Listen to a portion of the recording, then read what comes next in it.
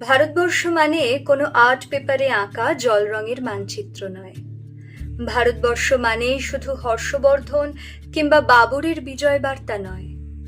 ভারতবর্ষ মানে বিজয় সিংহের সিংহল জয়ের ফ্যাসিস্ট গৌরব গাথা নয়। ভারতবর্ষ মানে শুধু মীনাক্ষীপুরম কিংবা জামা মসজিদ নয়।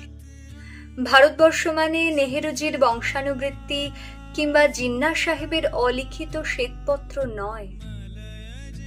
ভারতবর্ষ মানে এক ভালোবাসা, আমার তোমার, শব্দের, সঙ্গীতের, জীবনের, আকাশের, মাটি।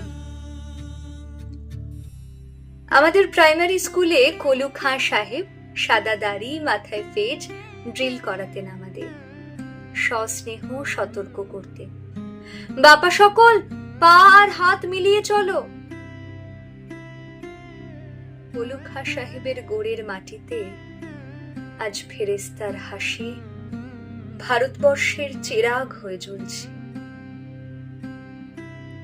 বদরু মিয়ার হাতের কর্নিকে শিব মন্দিরের গায়ে কত ফুল কাঁটা, আর তার জোগাড়ে হয়ে মশলা মাখছে ঈশান বাউরি। নিয়ামত শেখ আর গোকুল মাহাতো এক পাটাতনে ধান ঝাড়ে। সোনালী গোবিন্দ ভোগে খামারে ঠিকরে পড়ে সোনালি আলো। পদন মাঝি দাঁড় টানত যুবতী গঙ্গায়, বৈঠা ধরত হোসেনুর মাঝি।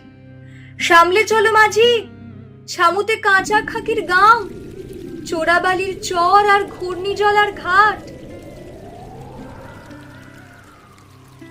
আমার ভারতবর্ষে কোনো গেরুয়া রাজনীতিবিদ কিংবা ইমামের নির্দেশিকা নেই। এখানে কোনো সংহিতা হদিশ ছাড়াই কোজাগরি চাঁদের অকৃপণ আলো পড়ে ঈদগার উপর, আর রমজানি চাঁদ তুলসী মঞ্চের গায়ে পূর্ণ আলো দেয়। আমার ভারতবর্ষ মানে রবি ঠাকুরের মধ্যে নজরুল, রবি শঙ্কর আর আলী আকবরের যুগলবন্দি, গণেশ পাইন আর মকবুল ফিদার রঙিন ছবি।